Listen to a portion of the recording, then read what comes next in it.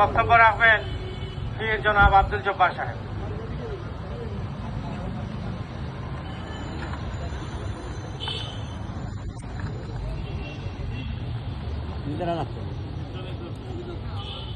আসসালামু আলাইকুম ওয়া রাহমাতুল্লাহি ওয়া বারাকাতুহু। আলহামদুলিল্লাহ নাহমাদুহু ওয়া নুসাল্লি আলা রাসূলিহিল কারীম। আম্মা বাদ, আউযু বিল্লাহি মিনাশ শাইতানির রাজীম। বিসমিল্লাহির রহমানির রহিম। ওয়াতাসিমু বিহাবলিল্লাহি জামিআন ওয়া লা তাফাররাকু। বিশ্ব মানবাধিকার দিবস উপলক্ষে human rights watch trust of বাংলাদেশের উদ্যোগে আয়োজিত আজকের মানবাধিকার সংরক্ষণের মহামান্য এই সভার সভাপতি কেন্দ্রীয় চেয়ারম্যান জনাব দিলওয়ার হোসেন খান সাহেব, আমি আমার কথা লম্বা করব না। 2-6টি কথা আমি আপনাদেরকে বলতে চাই। মানবতার মুক্তির সনদ, আসমানি শ্রেষ্ঠ কিতাব মহাগ্রন্থ আল কুরআন, মানবতার মুক্তির দূত, শ্রেষ্ঠ মহামানব বিশ্বনবী মুহাম্মদুর রাসূলুল্লাহ সাল্লাল্লাহু আলাইহি ওয়াসাল্লামের উপর অর্পণ করা হয়েছে।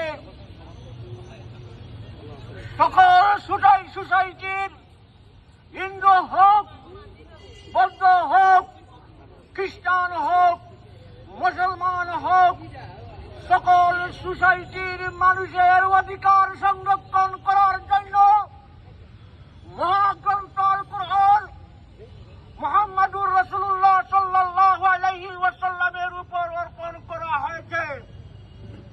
আমি সুস্পষ্ট ভাষায় বলতে চাই, আসমানি শ্রেষ্ঠ কিতাব মহাগ্রন্থ আল কুরআন, ওই গ্রন্থ, ওই সংবিধান সাম্প্রদায়িক নয়। এই সংবিধান মহাগ্রন্থ আল কুরআন মানবতার মুক্তি দূতের কাছে অর্পণ করা হয়েছে সকল সোসাইটির মানুষের অধিকার সংরক্ষণ করার জন্য। তাই আসুন আমরা সর্বস্তরের মানুষ কুরআনে করিম বুঝি, কুরআনে করিম জানি, কুরআনে করিম আসমানি শ্রেষ্ঠ কিতাব কোন সোসাইটির বিরুদ্ধে অবতীর্ণ হয় নাই। সকল সোসাইটিকে একত্রিত করে দেশ এবং জাতিকে সুন্দরভাবে আইন শৃঙ্খলা বজায় রেখে একটি সুন্দর সাবলীল একটি দেশ করতে হবে। এই করার জন্য কুরআনে করিম অবতীর্ণ হয়েছে।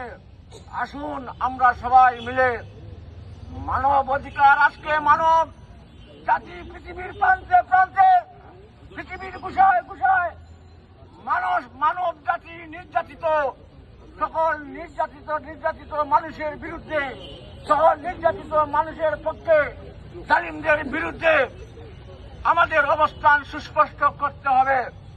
আমি সকলকে ঐক্যবদ্ধভাবে সোনার বাংলাদেশ গড়ার জন্য, শালীন সুন্দর একটি সমৃদ্ধ একটি দেশ গড়ার জন্য উদাত্ত আহ্বান জানিয়ে আমার বক্তব্য এখানে সমাপ্তি করছি। আসসালামু আলাইকুম ওয়া রাহমাতুল্লাহি ওয়া বারাকাতুহু।